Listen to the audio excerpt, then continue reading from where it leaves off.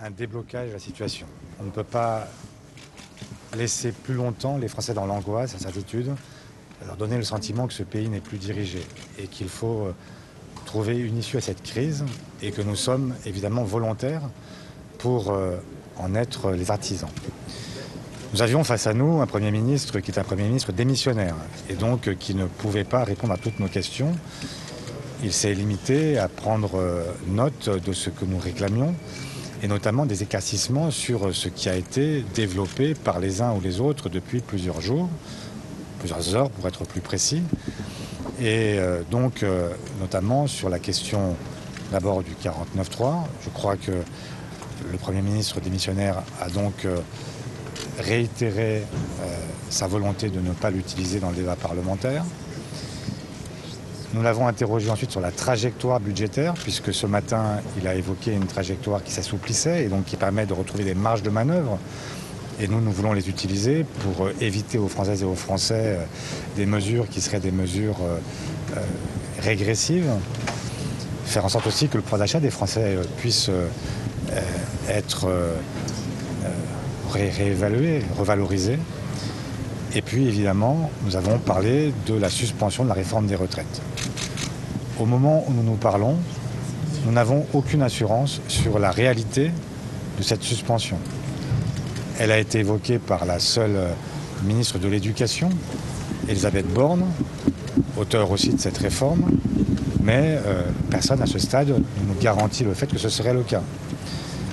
Nous avons aussi demandé à ce que, pardon de la technique, mais que ce ne soit pas simplement un gel de l'âge légal, mais aussi de l'accélération sur donc la durée de cotisation. Pardon, c'est un peu technique, mais enfin, la réalité, c'est que cette histoire peut être un leurre complet si ces précisions-là n'étaient pas apportées par le Premier ministre et surtout par le Président de la République qui aura certainement une entrevue avec le Premier ministre dans la journée et où il lui rendra compte des entretiens qu'il a pu avoir avec les uns et les autres. Et donc à ce moment-là, nous saurons de quel bois, en fait, les Français vont être chauffés.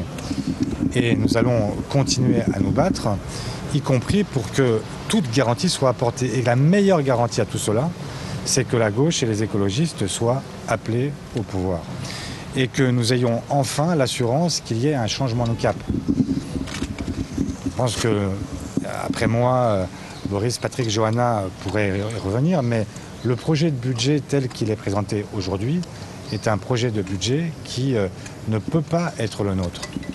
Et d'ailleurs, je veux couper court à ce stade à toutes les élucubrations d'un gouvernement commun avec la Macronie.